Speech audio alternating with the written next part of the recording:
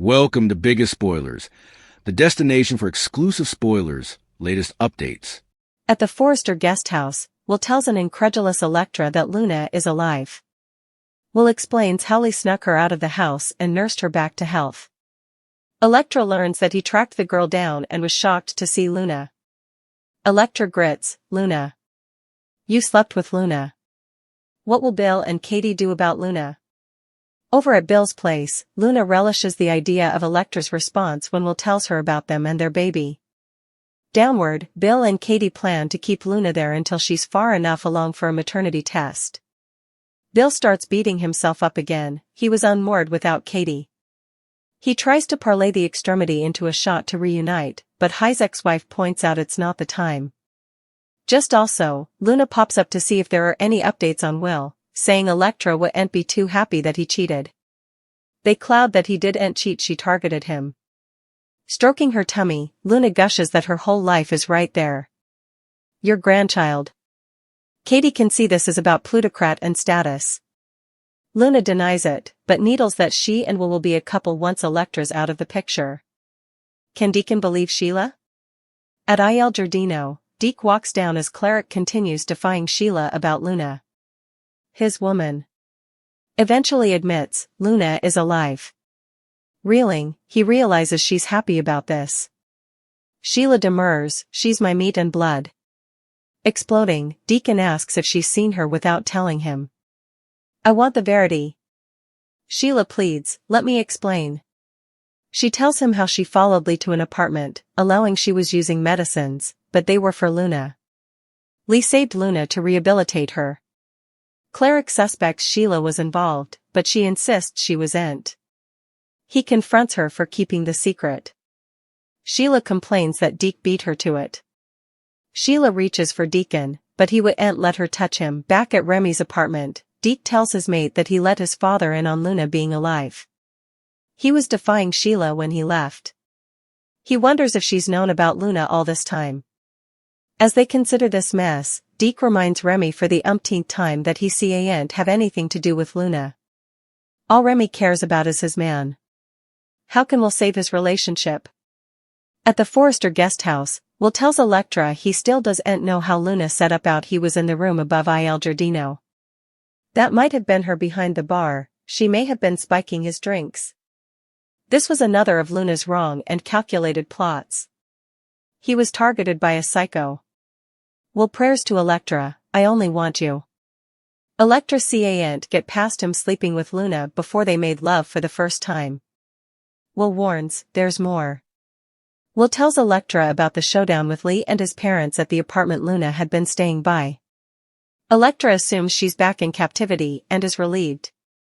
Will breaks the news that she's not in jail, she's at his pater's house. Electra hops off the lounge in shock. What's she doing there?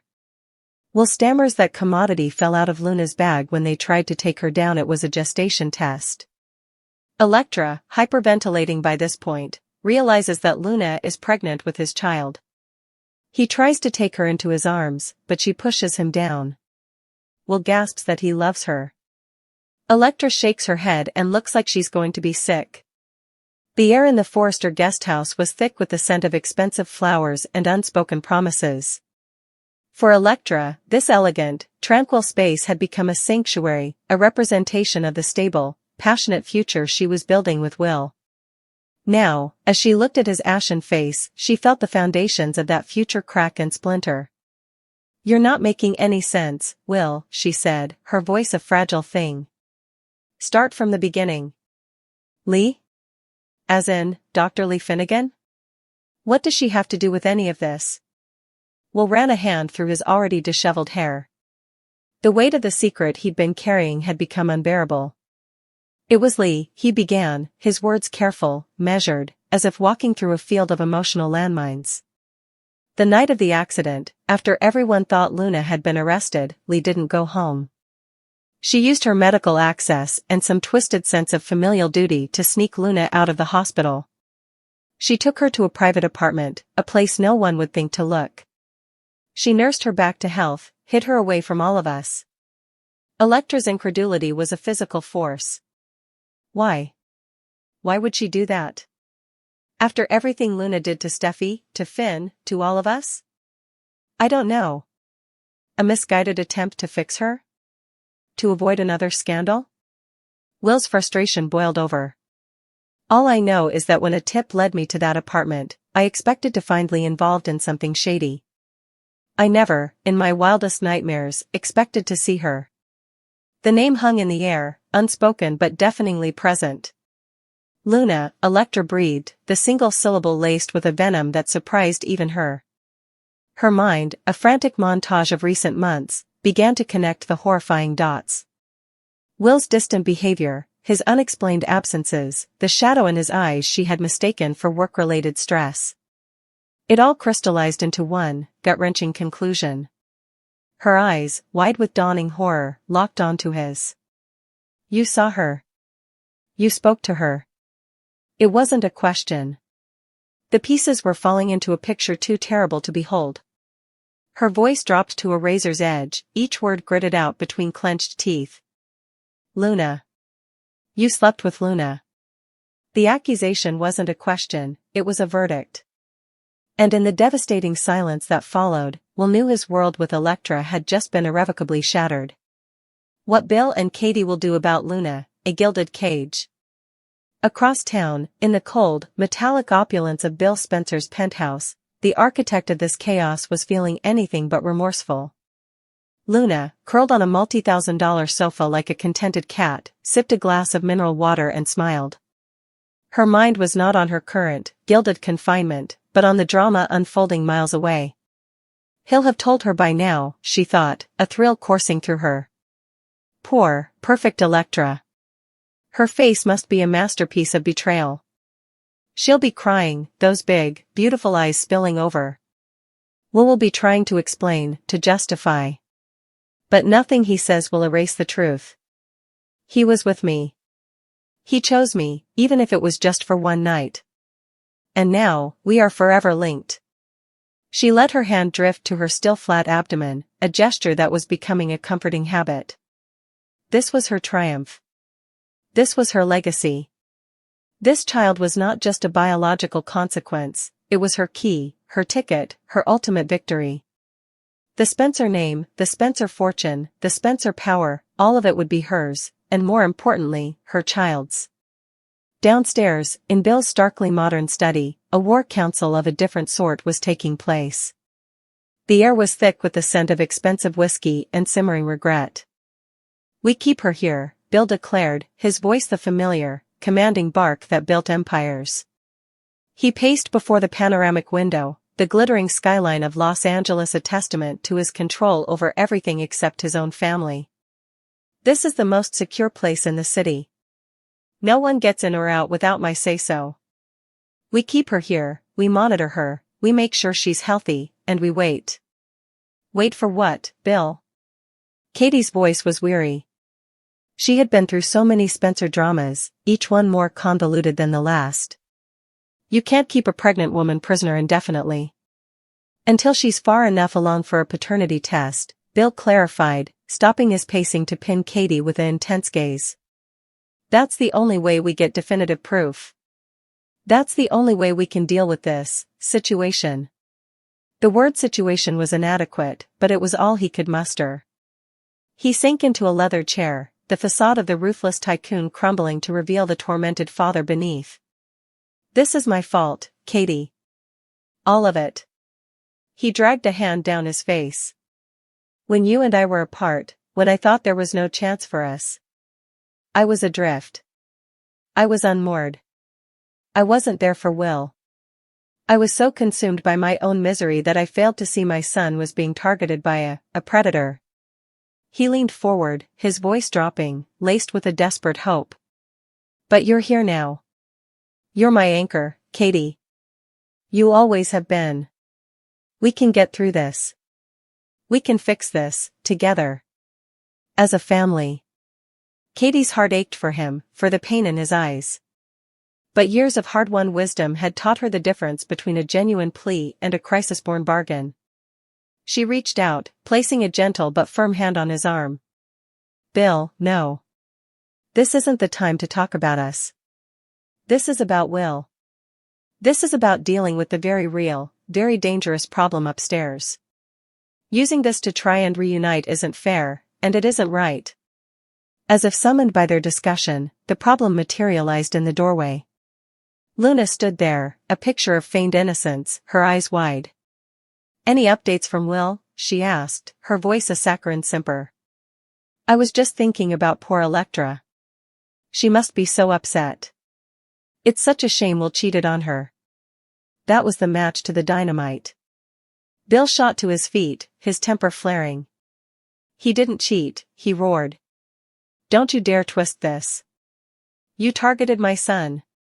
You manipulated him. This wasn't some affair, it was an ambush." Luna's mask of innocence didn't even flicker. She simply patted her stomach, a beatific smile gracing her lips. "However it happened, the result is the same. My whole life, my entire future, is right here." Her eyes, cold and calculating, met Katie's. "Your grandchild." Katie, with a mother's intuition and a woman's understanding of social maneuvering, saw through the performance instantly. This wasn't about love for Will, or the joy of motherhood. This was a transaction. This was about money, status, and a pathological need to claim a spot at the very top of the food chain. "This isn't about a baby, Luna," Katie said, her voice quiet but steely. "This is about what the Spencer name can buy you." Luna's smile tightened. "You have such a cynical view of me, Katie. I love Will. And once Electra is out of the picture, and let's be honest, she will be, now that she knows the truth, he and I will be a proper family. You'll see." The casual way she discussed dismantling Will's relationship, as if she were planning a grocery run, sent a fresh wave of fury through both Bill and Katie. They were now custodians of a viper, and they had to wait for it to bare its fangs, and its child, before they could hope to disarm it. Can Deacon believe Sheila? A truth half told. The warm, garlic-infused air of Il Giardino, usually a comfort to Deacon Sharp, now felt suffocating. The confrontation with his son, Deke, had left him raw, and the sight of his wife, Sheila Carter, bustling behind the bar as if it were any other night, ignited a fury in him he hadn't felt in years. "My office." "Now," he ground out, the command leaving no room for argument. Once the door was closed, shutting out the cheerful murmur of the restaurant, Deacon turned on her. "Luna is alive." He didn't pose it as a question. He stated it as the earth-shattering fact it was. "My son, the one you've been trying so hard to bond with, knew before I did. He had to come to my restaurant to tell me that the woman who shot my daughter-in-law and her husband is not, in fact, locked away in a prison cell where she belongs." Sheila's face was a masterpiece of conflicted emotion. There was fear, yes, but beneath it, something else, a flicker of something that looked terrifyingly like triumph. The realization struck Deacon like a physical blow. "You're not surprised," he whispered, the anger momentarily replaced by a chilling disbelief. "My God, you're happy about this." "Happy?" Sheila protested, her hands fluttering defensively. "Deacon, how can you say that? She's my flesh and blood. My niece. She's all the family I have left. Don't you dare." Deacon exploded, slamming his hand on the desk. The sound echoed in the small room. "Don't you dare use family to justify this. Have you seen her? Have you been in contact with her this whole time without telling me? I want the truth, Sheila. The whole truth, right now. Let me explain." Sheila pleaded, her eyes brimming with manufactured tears. She spun a tale of suspicion, of following Lee Finnegan, convinced the good doctor was relapsing into drug use. She described the shock of discovering it wasn't drugs Lee was securing, but medical supplies for a hidden, recovering Luna. "Lee saved her," Sheila insisted. "She took her in to rehabilitate her, to try and fix what was broken." Deacon's eyes narrowed. He knew Sheila's capacity for manipulation better than anyone. He loved her, he had built a life with her, but he was never, ever blind to who she was. "And you had no part in this?" he pressed, his voice dangerously low. "This just happened?" The most conniving woman I know stumbles upon the biggest secret in Los Angeles and just walks away? You expect me to believe that? I wasn't involved, she cried, the pitch of her voice rising. I found out, and yes, I kept it a secret. But only because I knew how you'd react. I knew you'd look at me just like you're looking at me now. And then Deke beat me to it. He found out and he ran straight to you, to drive another wedge between us. She reached for him then, a desperate, grasping gesture. Deacon, please. He recoiled as if her touch were acid. Don't, he said, the word final and absolute. The space between them, once filled with hard-won trust and a fragile peace, was now a chasm, and he was on the other side, looking at a stranger. Meanwhile, back in the comforting normalcy of Remy's apartment, Deke was grappling with the fallout of his own truth bomb. I told him, he confessed to his partner, running his hands over his face. I couldn't keep it in anymore. I went to Il Giardino and I laid it all out for my dad. He was confronting Sheila when I left. Remy listened, his calm presence a steadying force. And you think she's known all along? I don't know what to think, Deke admitted. But the look on my dad's face, it was like watching him realize the ground he was standing on was made of quicksand. This whole mess, this entire twisted family tree, it's a poison. He turned to Remy, his expression pained but resolute. And for the umpteenth time, babe, you cannot get involved. Luna is a black hole. She destroys everything she touches. I can't have you anywhere near her. Remy simply pulled him into a firm, reassuring embrace. The only thing I care about in this mess is you. Everyone else can figure their own stuff out. How can we save his relationship? The point of no return. Back in the guest house, the atmosphere had progressed from shattered to apocalyptic. Will was scrambling, trying to piece together a defense for the indefensible. I still don't know how she found out I was staying in the room above Il Giardino, he insisted to a stone-faced Electra. But think about it. That might have been her behind the bar that night. She could have been spiking my drinks. Don't you see? This wasn't some random hookup, Electra. This was another one of her evil, calculated plots. I was set up. I was targeted by a psychopath. He moved toward her, his hands outstretched in a plea for understanding. You have to believe me. There is only one woman I want, one woman I love. It's you. It has always been you. But Electra was trapped in a memory, the memory of her and Will's first time together. It had been perfect, filled with love, hope, and the promise of a new beginning. Now, that beautiful memory was desecrated. You slept with her, she said, her voice hollow, distant. Before you and I made love for the first time. You touched her, you kissed her, and then you came to me. You made me feel like I was the only woman in the world, and the whole time, she was a ghost in the room. Electra, please, Will begged, his own composure breaking. There's more. The words were a death knell. Electra braced herself, believing nothing could possibly be worse than what she already knew. She was wrong. Will haltingly described the showdown at Lee's apartment, the frantic race to get there, the confrontation with his parents, the desperate attempt to have Luna taken away, to be held accountable for her crimes. A flicker of hope ignited in Electra's chest. So, she's back in prison? She's gone? The relief was so potent it was almost dizzying. Will couldn't meet her eyes. She's not in jail. Then where is she? Electra demanded, her confusion mounting. He took a shaky breath. She's at my dad's house.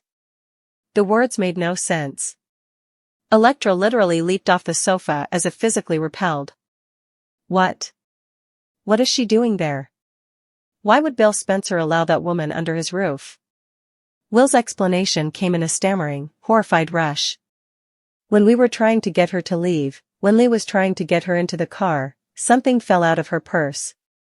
He closed his eyes, reliving the moment the small, plastic stick clattered onto the pavement, its digital display a life sentence.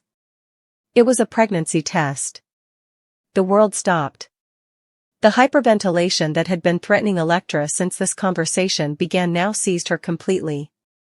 She gasped for air, her hands flying to her chest. The puzzle was complete, and the picture it formed was a nightmare. Luna. Pregnant. With Will's child. He moved to hold her, to steady her, to offer some physical anchor in her spiraling world. But she shoved him away with a strength born of pure, unadulterated betrayal. "I love you," he gasped, the words sounding pathetic and meaningless even to his own ears. Electra didn't speak. She couldn't. She simply shook her head, her body trembling, her face pale. She looked like she was going to be sick, and in that moment, Will knew with absolute certainty that some mistakes were too great to be forgiven, and some baptisms by fire didn't purify, they destroyed everything in their path.